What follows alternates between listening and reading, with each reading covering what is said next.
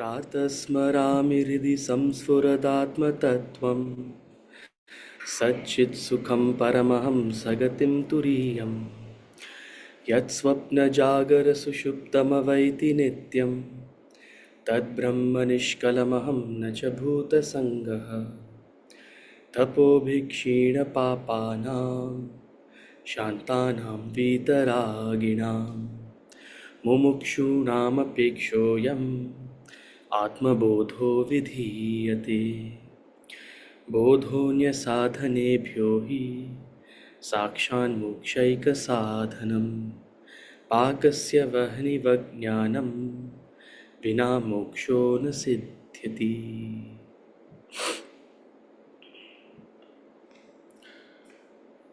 ॐ सहनाववतु सहनौ भुनक्तु सह वीर्यं करवावहै तेजस्विनावधीतमस्तु मा विद्विषावहै। ॐ शान्तिः शान्तिः शान्तिः।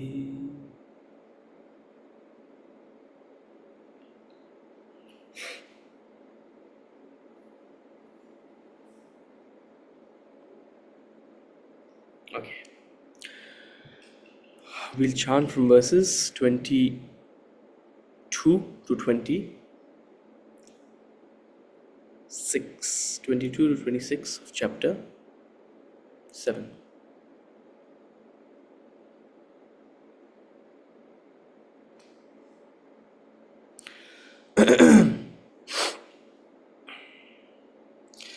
सतया श्रद्धया युक्तः तस्याराधनमीहते लभते च ततः कामान् मय्यैव विहितान् हितान्। सतया श्रद्धया युक्तः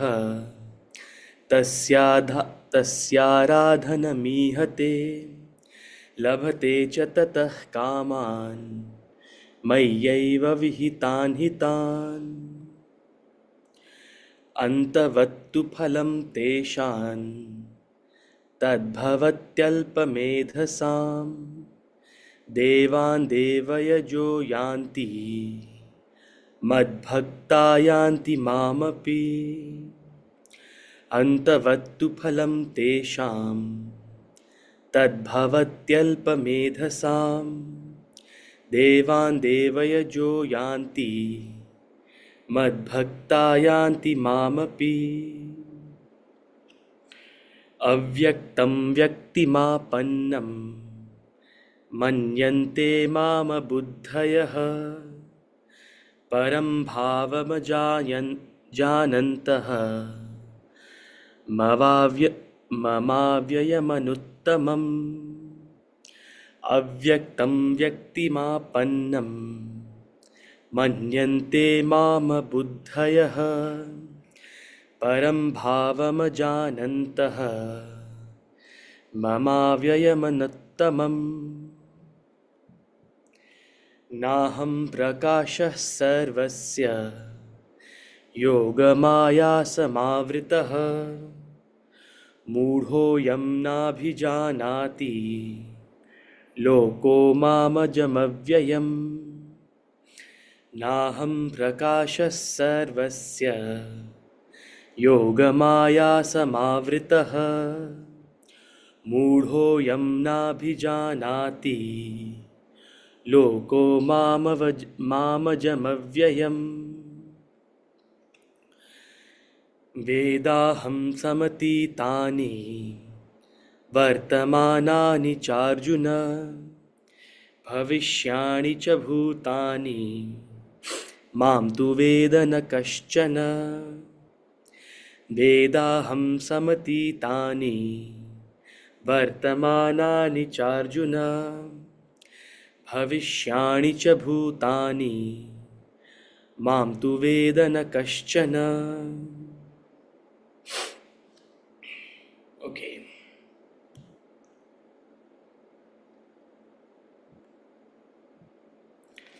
Hari Om everyone. Hari Om. Hari Om. Hari Om. Hari Om, sir. Hari Om. Hari Om. Hari Om. Hari Om. Hari Om. Hari Hari Om. Om. Hari Om. Okay, we'll start with the question. I think we have a question on the group. So Balaji had asked, please explain in detail how the ego functions. I am supreme, I alone exist, I am the doer. Balaji, did you find it somewhere in the text we have covered recently, or is this a general question? No, I was going through, you are recommending me to go through the last chapter to understand the position of the jnani. So where I was going through that, I was taking the reference from where I got this. Okay, cool. I was just wondering if there's a reference to some text I should follow. Okay, so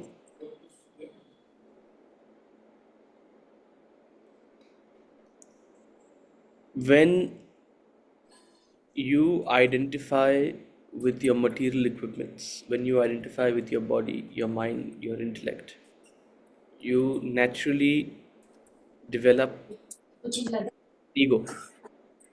Everyone has an ego. Everyone possesses an ego. Simply by being in this body, by possessing a body, by possessing an individuality, the aham tattva, the ahankara, it's an essential aspect of your sukshma sharira, man, buddhi, chit, ahankara. So everyone possesses an ego. No individual in this world doesn't have an ego. Even an enlightened person, they have an ahamkara. What differentiates an enlightened person from you and me is the focus, the emphasis on the ahamkara. So when the entire focus, the entire emphasis is on the ahamkara, the tendency of aggrandizing, the tendency of possessiveness, the tendency of that I am and this is me, this is mine. What is this body, this mind, this intellect, this wealth, these possessions, these people? That nature to possess and subsequently the nature to enjoy. That is ego. So it differs in degree. Everyone has an ego, but their ego differs in degree. How much importance do they give this aham tattva? So when the ego is more and more pronounced, when the ego is more and more manifest, when this ego is more and more emphasized, it manifests in three ways. And Swamiji has given us this concept of the three functions of the ego, or the three ways in which it manifests.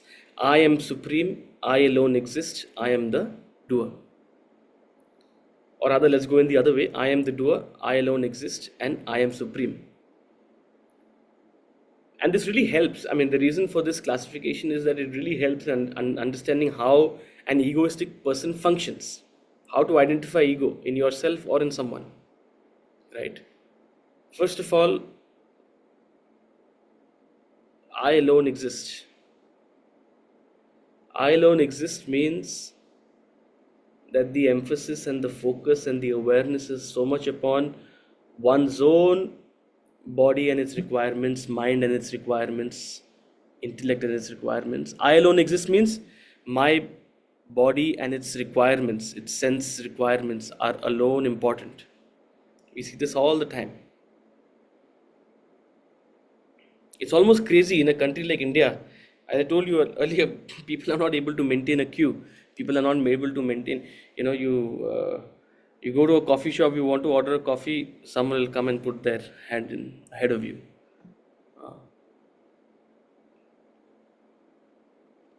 I alone exist. It means you are not aware of the existence of the other.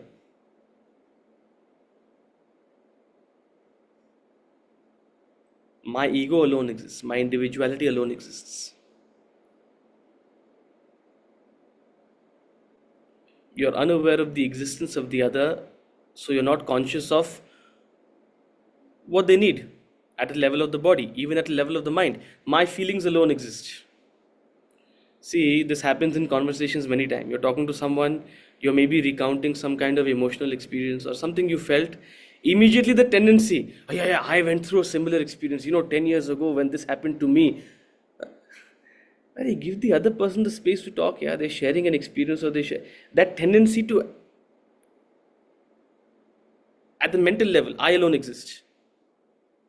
You're drowning the other person's voice because all you can hear and all you want to hear is your own voice. You're personalizing everything all the time. Something happens to another person, you're saying, oh my God, what if the same thing happens to me? Some people have this tendency.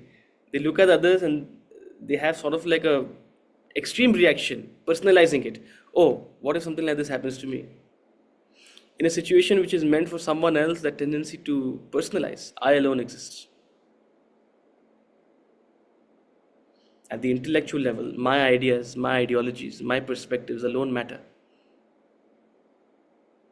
Taken to an extreme, you're willing to destroy the other person for the sake of your intellectual ideologies. I alone exist. So when such tendencies are accentuated in a person, that is that aspect of the ego, I alone exist. Similarly, I am the doer. Kartritva bhavana, what we call. Small job you give someone, kartritva bhavana. And then you try to pretend as if you're very humble, but you're really fishing for compliments. Or you're waiting for someone to praise you. See, it's nice to receive praise, especially for good work that you've done. I'm not denying that. But are you restlessly anticipating it? Are you expecting it? Are you upset when it doesn't come? Are you measuring every ounce of effort you're putting in? The opposite of that is karma yoga. Your right hand doesn't know what your left hand is doing. On the other hand, here you are calculating your every effort and exaggerating it. In retrospect, we always exaggerate how much we did. If you see a person extremely conscious, or yourself, if you see yourself being extremely conscious of your own efforts, it's I am the doer, kartritva bhavana. And I am supreme, I am great, I am grand. Or the opposite of that, I am no one. When you're worried about your supremacy, I am no one. I am nothing. I am not important. Nobody values me. The desire to be of paramount importance, or assuming oneself to be of paramount importance, especially if you've achieved something. So this is the core asuric tendency in a person.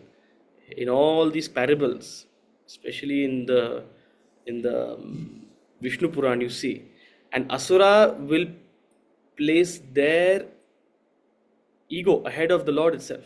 Who are you worshipping? Why are you worshipping Vishnu? Worship me. I am the one who should be worshipped. I am supreme. This is my market cap. So that, and when that is not happening, or when that is being threatened, feeling absolutely a sense of you feel so insecure, super insecurity about your position or your importance.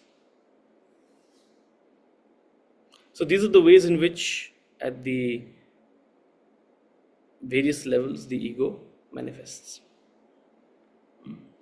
In a person who has more ego, they are very manifest. In a person who has less ego, it is little bit there, and a person is easily able to dismiss it. Why should I bother about all these things, man? Let me just focus on what I have to do. Big deal, right? Point is, if it crosses a certain threshold, it's very difficult to control. It's very difficult to manage. It's very difficult to remain at peace, because these are all factors which affect your psychology, your mental health, your sense of peace. It sends you down a rat race, a rabbit hole of trying to appear. See, when there is a strong ego, then you want to appear greater than what you are. One of the beautiful traits of a jnani is unpretentiousness. Unpretentiousness, beautiful quality. Why do you pretend? Because you want to appear different from what you are. You want to appear greater than what you are. You are placing a black market value on how this ego is perceived by others. It's a result of egoism. It's a result of wanting to be supreme. It's a result of wanting to highlight one's own existence. So all these other issues and complexes in a person arise because of this ego. But the fundamental expression is, I alone exist, I am the doer, and I am supreme. Okay. Any other questions?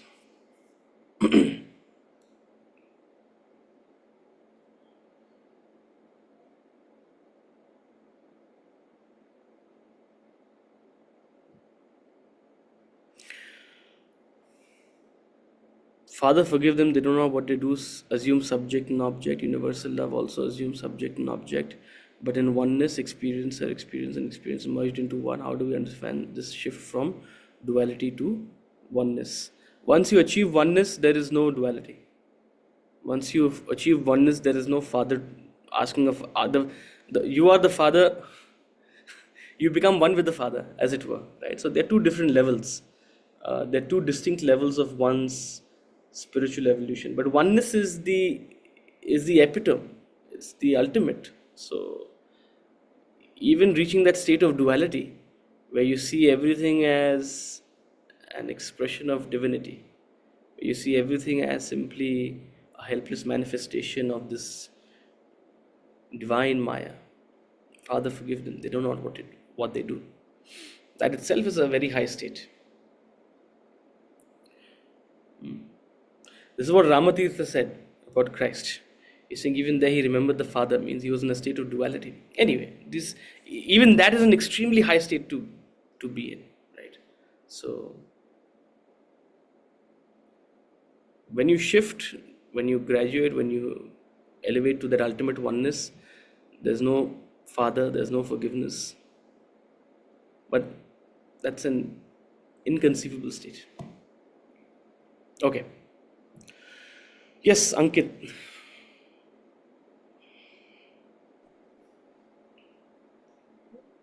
I wanted to clarify something. The four kinds of seekers which we have spoken about. So, I mean, the first three, the will seeker, the artha, and the curious person, what we call Jigyasu. So the three of them, at different stages, you might interchange between the three roles depending on what your level of desire is. But once you're far along the path of a jnani, you're not really going to go back to being an artha or an artharthi, right? But just wanted to understand, clarify whether understood. Yeah, so look, you have various levels of desires. You have material, emotional, intellectual desires. And that's what places you in the category of an artha, an artharthi, or a jignasu. So you are all three in various degrees at different times, in different circumstances, when you seek God with that intention. But yes, as you rightly said, that once you graduate to a level of a jnani, and that comes with sadhana, that comes with spiritual maturity, that comes with a gradual establishment in yoga, a gradual establishment in reduction of your desires. So once you graduate to a level of a jnani, you don't quite fall back to, or rather, circle back to your emotional, material, or intellectual motives, right? So your assumption is right. So even if misfortunes do come, or any sort of things do happen, you won't really see those as misfortunes. You will have a certain level of surrender, objectivity to respond to them appropriately, but you won't take the Lord's name with a sole intention to overcome that particular misfortune, as it were. I mean, you don't single it out, you know. Regardless of the misfortune, the Lord's name is in your heart. You get it? So the way of seeing a misfortune itself, or the way of seeing a fortune itself, is elevated. There's objectivity and there's surrender. I So if had you a could question. elaborate, sorry. No, go ahead. So I just wanted if you can elaborate something more on Nitya Yukta and Ek Bhakti. You had said earlier also that you would this unflinching, unswerving feeling for the supreme. So how being in a householder, He's muted himself. You muted yourself. You muted yourself. Yeah. so my question is like how can we have an unflinching, unswerving feeling for the supreme when we are so busy in this din and daw of the marketplace, as you say? The same way you have to develop an unflinching love for your wife while you're busy in the din and roar of the marketplace. Love is love. So Um, there is always give and take in in every relationship. See, that's why we have the entire pantheon of gods and goddesses. That's why we have all the leelas. That's why we have all the parables, all the stories to make the idea of divinity relatable, to bring it to our experience. But that said, um, your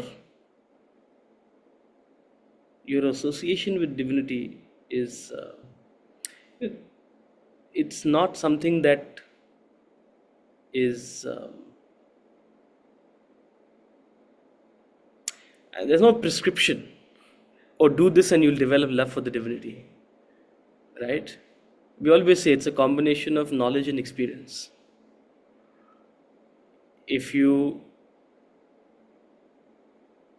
ultimately, for a certain kind of seeker, the scriptures say, and we have all these ideas. We have all, like I was telling you about the Garud Puran, for example.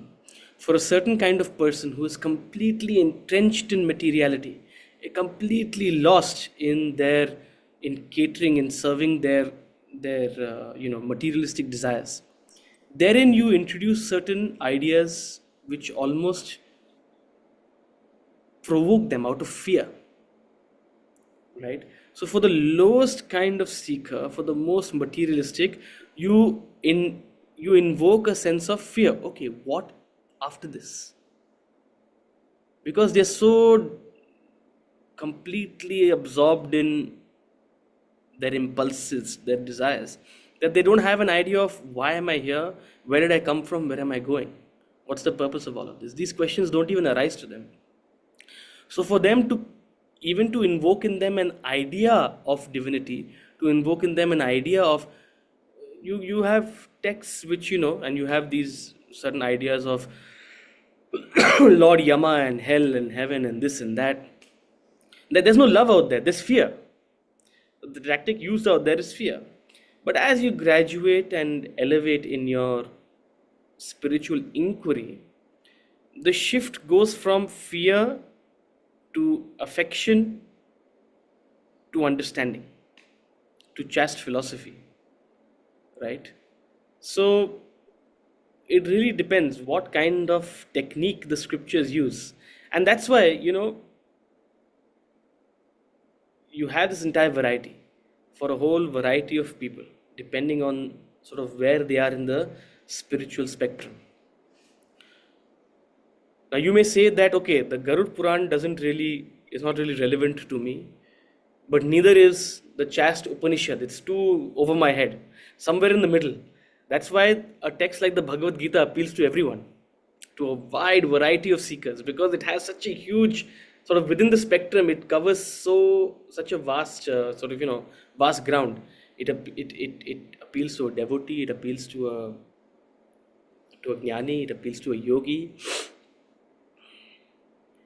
But having gotten hooked to something, or having gotten sort of some sort of scripture and some sort of form of teaching, some form of sadhana, having gotten sort of attracted to that, the idea is to pile drive.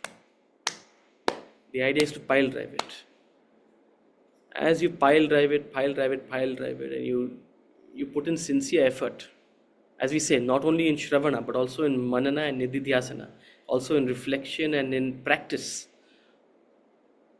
that's when you gradually, slowly develop a deeper understanding. And that's where love comes from. Love comes from a deeper understanding. Love comes from a deeper appreciation of the mystery. I don't know any other way to develop at least that is the path that I have tread personally. So I am only speaking from that perspective.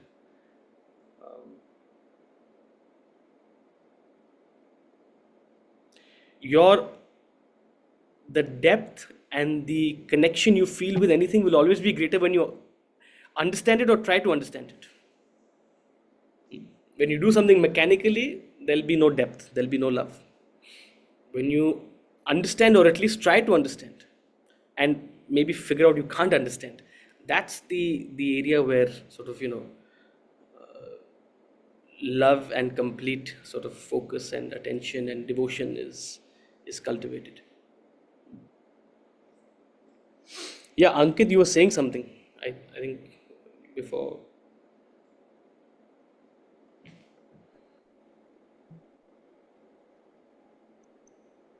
In the 20th verse, in the text, there's this line in his explanation that they devised an ingenious plan. In the second last paragraph, they superimposed divinity upon material pursuits, thus rendering the mind introvert to seek the self within. This in the context of seeking the other gods. So, I mean, do we really see this in practice where, seeking the other gods and this plan is really sort of has really worked that well? It's not about really evolved that well, but we've all grown up in households where pujas, aradhanas, all these upasanas are performed, right? Now the case is that we are so far removed from it, or we do it so mechanically that we don't have any relation to it. But by my own admission, it's been practiced in my household as well, and I've been not attracted to it for the longest time, until recently, until a couple of years ago, right? And once you practice it, you start to see sort of the deep psychological power that these practices hold. Not only psychological, but even in terms of cultivating a habit and a sense of association. Definitely, cultivating a divinity, planting a divinity in any pursuit your mind holds, it's ingenious. And then from this entire plethora of sort of gods and goddesses, you find one that you associate with most, and that association also comes through your desires, through your nature, through your tendencies. You'll be attracted to certain deities. So it's an ingenious plan, no doubt, and that only, over a period of time, strengthens your connection with sort of this mystery, this unknown, what we call divinity. So the fact that we are so far removed, but the irony and the beauty of it, not the irony, the beauty of it is that despite being so far removed, this culture and this tradition still survives.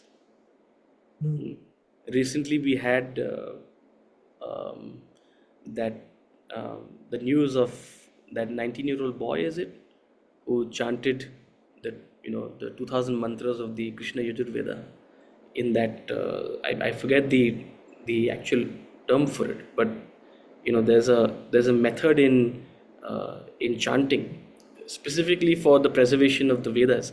There's a method devised in chanting where you chant each syllable of the mantra in a particular order, and that creates a lot of permutations and combinations, and that's something we don't sort of focus on at all, but certain sort of lineages of Brahmins do that. I mean, that's so far removed from say, the urban life you and I know. But here is a 19-year-old boy, and I believe it's like only the second or third person in the last 600 to 700 years who's done it.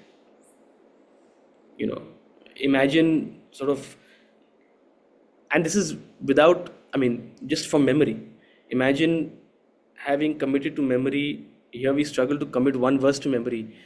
2,000 verses with all those permutation combinations of the syllables going here and there. It must be millions and millions of sort of syllables to memorize. Incredible. So despite being even followed mechanically in this country, right, for a large percent of the population, this practice of ritual still stands. Which I believe is only speaks to sort of the incredible sort of nature of its construct. So it'll definitely be more effective if more of us sort of devote ourselves to doing whatever practice we do a little bit. No one is asking you to spend hours and hours in worship, but whatever practice you do, you pick up a 5-minute ritual, but get to sort of the depth of understanding of why you're doing what you're doing or what is actually being performed, right? It's actually not that complicated at all. I've said this before in classes. In every puja, what are you doing? You're inviting a god or a goddess. You're washing their feet, washing their hands, giving them some water, welcoming them into your house or into the realm of this that ritual that you're doing, and then you're asking for their blessings. So you are feeding them, you are showing them, you're respectfully sort of greeting them. Now you can greet them with 5 offerings, you can greet them with 16 offerings, you can greet them with 108 offerings. If you're really rich and big and you're a king, you can give them with 1008 offerings. That doesn't, in that sense, Krishna has told us in the Bhagavad Gita, Patram Pushpam Phalam Toyam. You offer me simple things also, I'm happy. You don't have to do grand gestures. But what are you doing out there? You're creating that sense of adoration and respect for an entity that is bigger and greater than you. You're putting yourself at their altar. You're seeking refuge in them. You're falling at their feet. You're completely disregarding your ego. It's an incredible practice. The fact that we don't do it is a different thing. Right? But if, despite not doing it, we have enough regard for it that we continue it mechanically, that itself is, speaks volume. So if nothing else works, at least fear works. नहीं करेंगे तो क्या हो जाएगा? Lakshmi नहीं आएगी. Oh my God. So if nothing else works, at least fear works. Yeah. Anji. Thank you. Anjum ji. Hari Om. Hari Om. So the same thing is whatever form a devotee seeks to worship with Shraddha,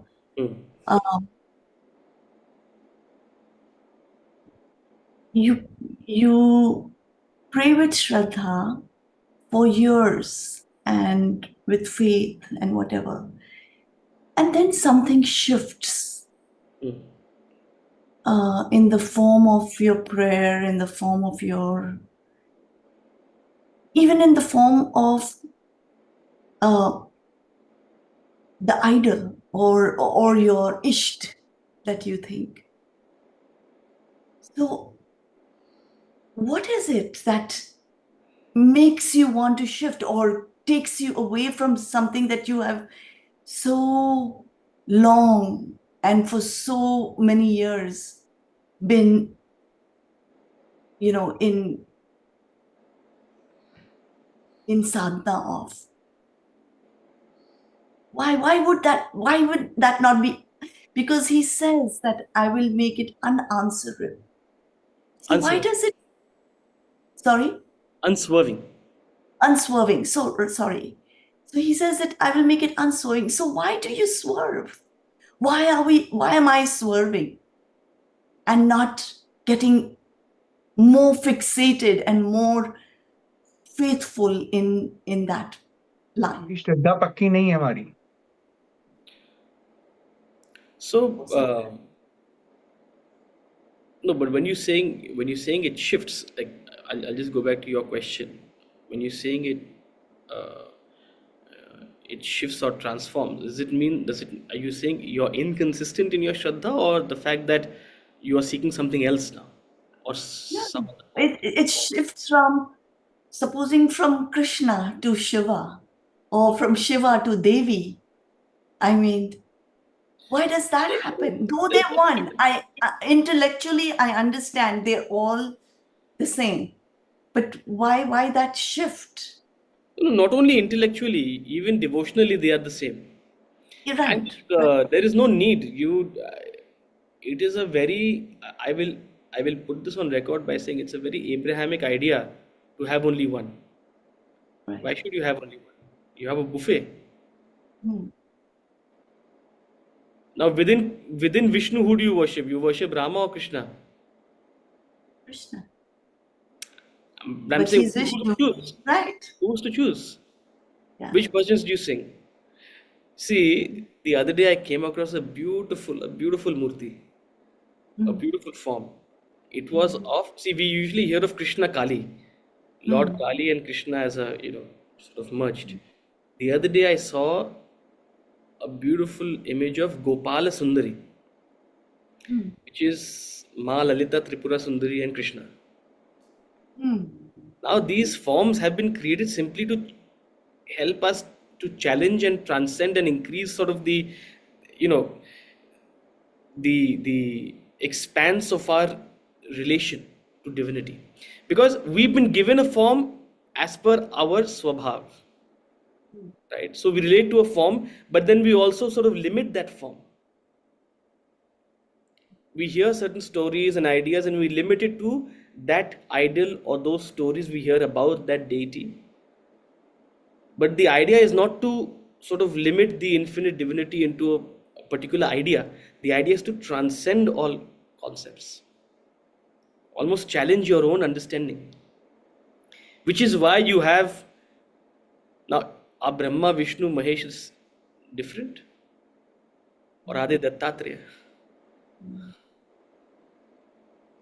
So don't feel guilty of being attracted to multiple forms. Right? Yes, among them you may most relate to a particular deity, and for that particular deity you may have a nitya puja. You may have a certain, you may have a certain sort of dedication with which you pursue not only their worship, but even pursue their knowledge, what they, through their own parables or whatever, and through their own texts, what they have shared. But you shouldn't feel guilty of, that said, you shouldn't jump from one worship to another worship to a third worship without any consistency. You commit to one, but having committed to one, the entire buffet is there for you to enjoy, right? So there's no contradiction out there, and there's no he who sees sa brahma sa shiva sendra sokshara paramasvarat sa eva vishnu sa prana sa kalo nisa chandramaha. The Upanishad said that is Brahma, that is Vishnu, that is Mahesh, that is Surya, that is the Chandrama, that is everything, right? So If in fact, if you're able to absorb and connect with multiple forms, that only reflects the depth of your divinity. You're beginning to see something beyond the form. आप आकार में निराकार देख सक रहे हो to some extent, right? So that's actually a beautiful thing. There's no problem in that.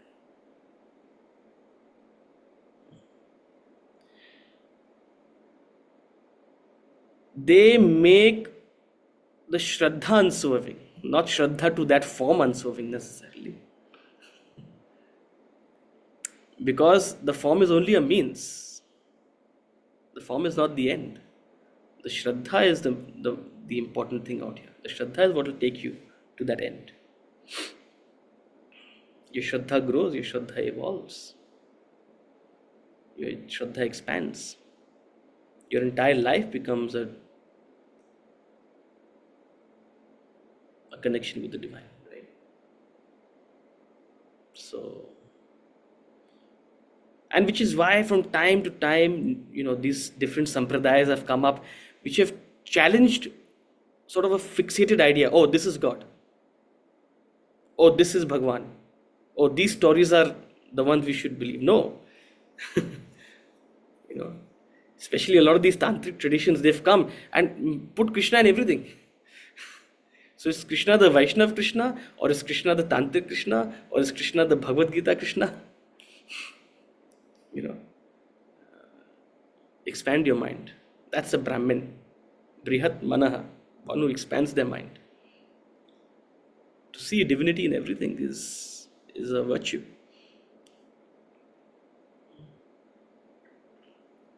Okay. Verse number 22. Sataya Shraddhaya Yuktaha Tasyaradhanamihate Labhate cha tatah kaman Mayyaiva vihitan hitan. Sataya Shraddhaya Yuktaha Tasyaradhanamihate Labhate cha tatah kaman Mayyaiva vihitan hitan. Endowed with Shraddha, endowed with that Shraddha, he seeks the worship of that form, and from it he fulfills his desires, these being verily ordained by me alone. So we've said, an entity, either you are an asura who doesn't regard the divinity at all, who disregards anything beyond themselves and their ego and their egoistic desires, or there is a noble divine person. Who is a divine person? One who conceives, who invokes, who connects with an idea of divinity, even if it be that the divine is a means for them to fulfill their worldly desires. But they realize that they have to have a spirit of surrender. There is a force bigger than them, greater than them. That is, there's a divinity that's shaping their ends, as Shakespeare said. So they develop a Shraddha to that divinity. So endowed with that Shraddha, he seeks the worship of those various forms, those various aspects of that ultimate divinity. Every form is a representation of that ultimate formless in a specific domain, in a specific area. It could be a Kula Devata, it could be a Ishta Devata, whatever it is. And you connect it with it because of your desires. You connect with it because of your Swabhava. So, with Shraddha, you seek the worship of that form, and through that Shraddha, you fulfill your desires. You gain the conviction and the strength and the capacity to deal with whatever you're dealing with. Your connection with the divine helps you endure and helps you achieve. Now all these desires, all this Swabhava of yours, all of these is ordained by me alone, he says. All of these desires are functioning because of karma, and I am that unseen hand managing karma. I am that unseen hand enabling karma. From me everything is arisen. I am supporting everything, and into me everything will dissolve. So I am in that background, not doing, not participating, simply supporting. All of these have been ordained by me alone, which means to say that this is not something different. This is not something opposed to me. we tend to create this idea that, oh, we have fallen out of divinity and into ignorance. So he's challenging that idea. He's saying this has also come from me alone. It's a beautiful concept, because in our tradition we don't have the idea of a god and a devil. To divinize your actions itself is worship. To divinize your desires itself is worship. Right? You don't have to discard anything. You have to simply transform your intention, your motive, the way in which you see it. Right? So these are verily ordained by me alone. Verse number 23. Antavattu phalam tesham tadbhavatyalpamedhasam devan devayajo yanti madbhakta yanti mamapi. Antavattu phalam tesham tadbhavatyalpamedhasam devan devayajo yanti madbhakta yanti mamapi. Beautiful verse. Memorize it if you can. Finite indeed is the fruit accruing to those who are of small intelligence. Alpa buddhi. Alpa medhasam. Medha means intelligence. Alpa medha means small intelligence. Finite indeed is the fruit to those who are of small intelligence. The worshippers of the gods go to the gods. Likewise, my devotees reach me. My devotees means those who seek the ultimate, who seek Brahman, the self. They are my devotees and they reach me, they reach the self. So, with a variety of desires, you worship a variety of deities, and through the Shraddha you develop there, they strengthen your resolve and you're able to achieve whatever you seek to achieve. With tapas, with Shraddha, with dedication, results are assured. So you achieve whatever you hope to achieve. But your fruit is finite. Whatever you achieve within the parameters of the world, be it better health, better wealth, better name, better fame, better emotion, better family, better experiences, better knowledge, all of this is finite. All of this has a beginning and an end. All of this is a small speck in the vast expanse of the infinite. Finite indeed is this fruit. And this finite fruit is sought by those who are of small intelligence. You and me, we are alpa medhasam. We have small intelligence. We have not woken up to the larger intelligence of seeking the ultimate enlightenment. This is called a euphemism. You know what a euphemism is? Euphemism is saying something like a criticism, but in a sweet way.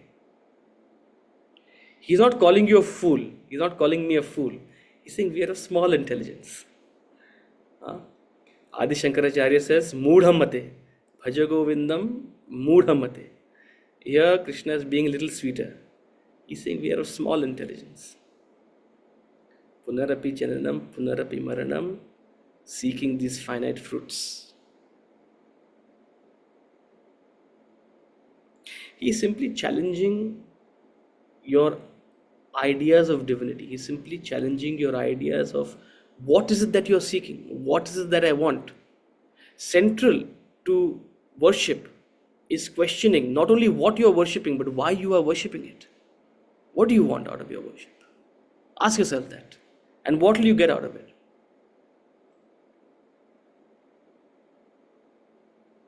So the ultimate seeker is one who realizes nothing in the world will get me what I'm truly looking for.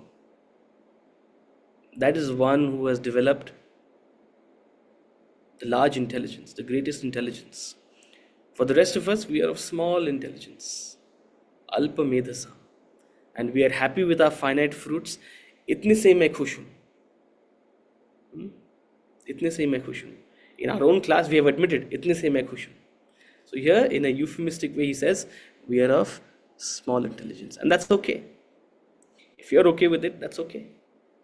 We are noble nonetheless. So, the worshippers of the gods, the artaha, the artharthi, the jignasu, they go to the gods. They achieve those ends. Likewise, those who elevate themselves to jnanis, they ultimately reach me and merge into me. Verse now, Balaji will take this question. Hold on to your question. We'll take it after 8:05. Yeah. Verse number 24. Avyaktam. Beautiful verse.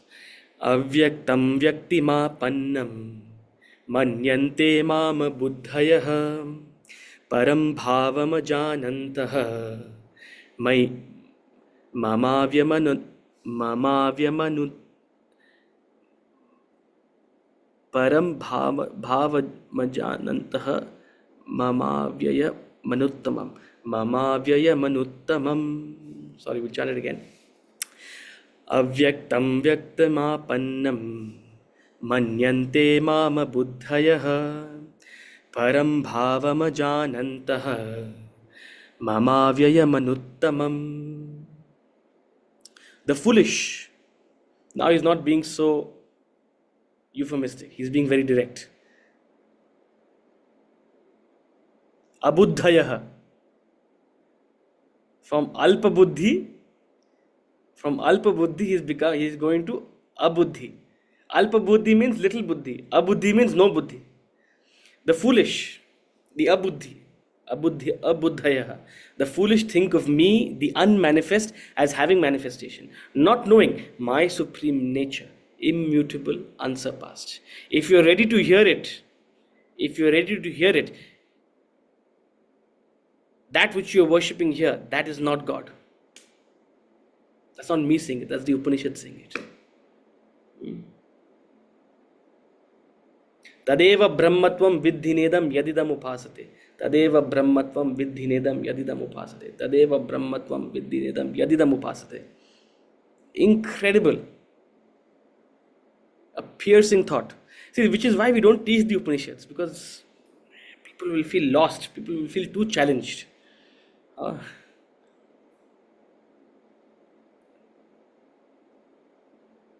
This is God saying, you're foolish.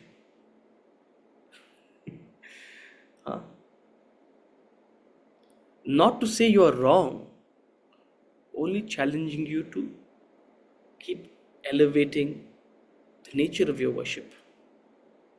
Worship goes from form to formless. It's an elevation, it's a graduation. And it happens gradually. Even within worship of the form, even within worship of the mantra worship happens verbally first. It graduates to a mental mantra. So it goes from a gross worship to a subtle worship. Similarly, upasana goes from a gross worship to a subtle worship. So he's telling us, the foolish, the abuddhaya, he's talking to you and me. You foolish, think of me, unmanifest, avyakta, as vyakt, as manifest, as having an avatar, not knowing my supreme nature. In the Uddhav Gita is another beautiful text. Towards the end of the Srimad Bhagavatam comes this beautiful conversation between Uddhava, who was also a Yadav, and Sri Krishna. So Sri Krishna is in the ultimate stage of his life, his incarnation, and he's just seen the Yadavas decimate themselves, or about to see it. It's about to happen. There was a prophecy that they will, end themselves. I think it was Gandhari's curse or something like that. I don't know if it was Gandhari's curse or what. And he's sitting in Prabhasa, and Uddhav comes to him and he's like, "Oh Lord, what will happen when you go?" And Uddhava was this beautiful soul, so devoted to Krishna. And Krishna tells Uddhava, among many other things, so Uddhav Gita, it's a beautiful text. You know, it's as good, if not sort of more hard hitting and deeper than the Bhagavad Gita. But it doesn't have so many takers because it's at a certain level of abstraction, and it speaks a certain language which is not relatable to everyone. But there Krishna tells Uddhav, you're crying because you think I am this person, Krishna. I'm not this Krishna.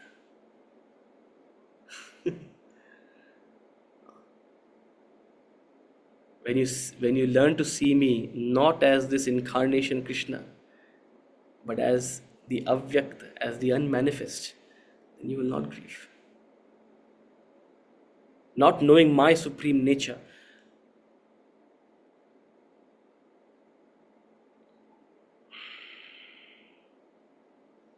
Kshara, Akshara, Uttama Purusha.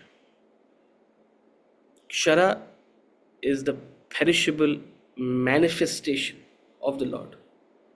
Within that Kshara is that imperishable which lives beyond. But I am not limited to this manifestation. I am not limited to this world. I go beyond it. I am beyond your conception. I am Uttama Purusha. When you conceive me as that Uttama Purusha, you will not grieve about Krishna coming, Krishna going. It's beyond your emotions. My supreme nature, unchanging, unsurpassed, achintya, inconceivable. So for those of us who are stuck at a certain level of worship, simply seeing God as a means to achieve our desires and a means to have a happy and fulfilling life, if we limit God's role to that, we are noble, no doubt, but we are foolish.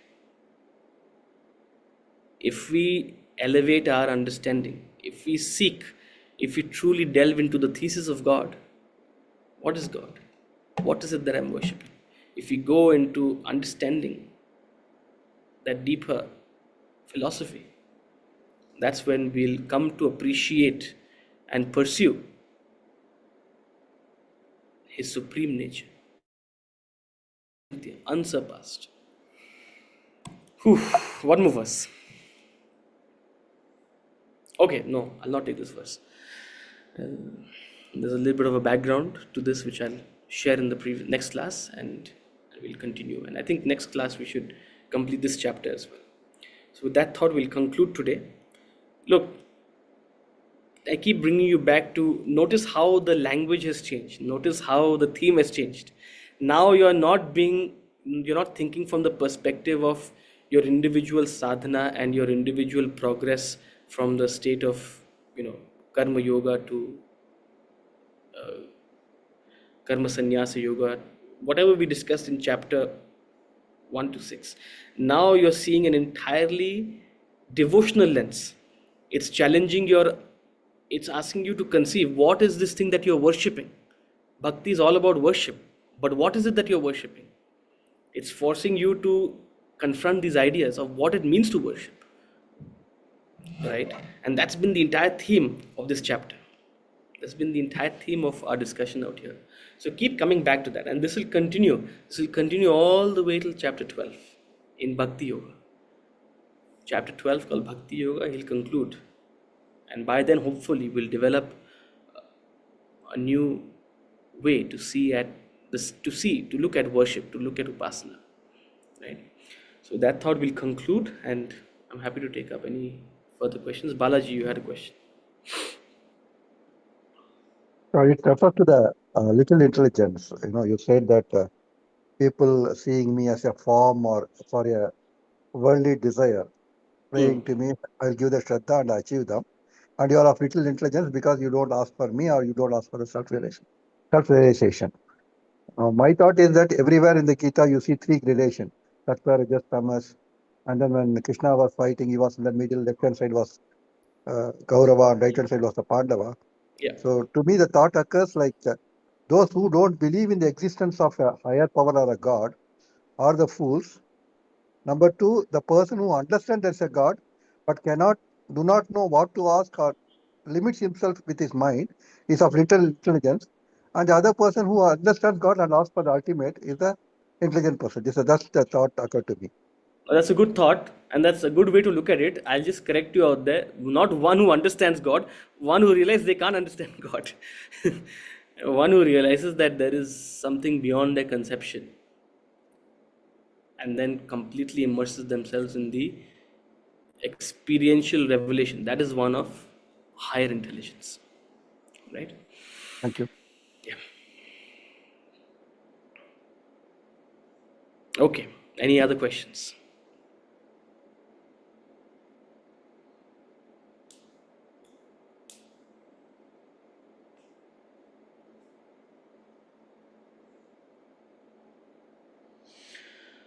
Okay, so we'll see you on Thursday. Thank you so much for joining, and we'll continue and conclude this chapter on Thursday. Have a good day. Hari Om. Hari Om. Hari Om ji, thank you.